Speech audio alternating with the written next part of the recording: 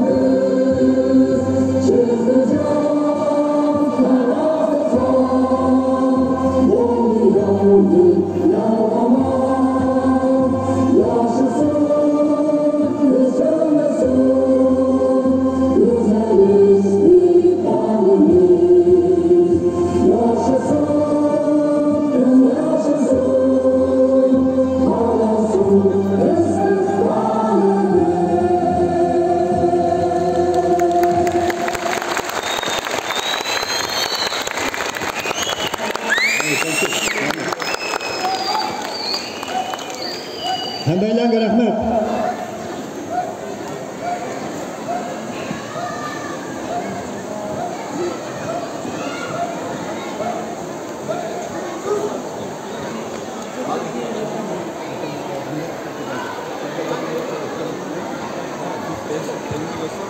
Hammalarga rahmat. Hammamizga ma'lum bo'lgandek 1933-yili 11-oyning 12-kuni marhum davlat atimiz Sobit tomonlarning yetakchiligida mustaqil Sharqiy Turkiston Islom Jumhuriyati qurildi. Afsuski, bu yosh davlat insonlikning va mavjudlikning dushmani bo'lgan Xitoy tajovuzlarining hiyla-nayranglari bilan yo'q qilindi. Ammo kurashchan botir xalqimiz aslo tiz bitmadi.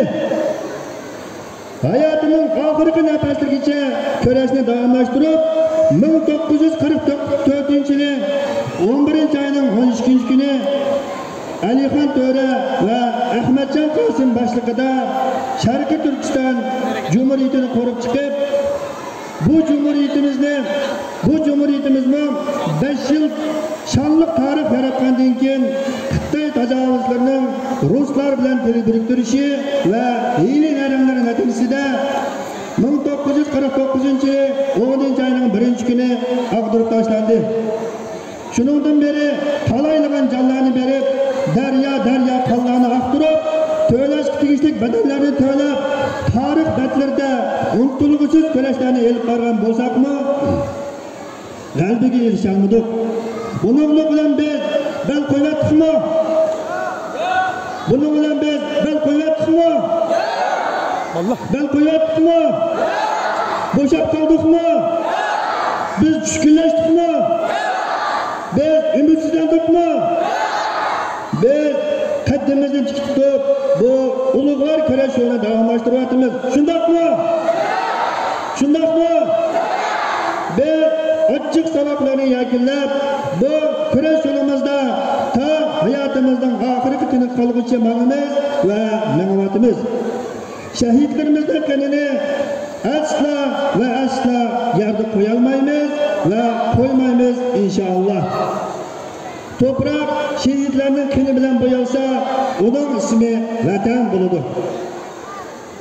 Allohning dini uchun eslab, Rasulullohning yo'li bo'yicha shehidlik bilan to'lgan azimatlar, islom askarlari,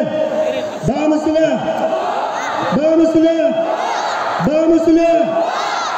İki qatim bu ay yulduzda ko'k bayrog'imiz dafilgan o vatanimiz, o vataninglar sizlarni va bizlarni chaqirib o'tadi.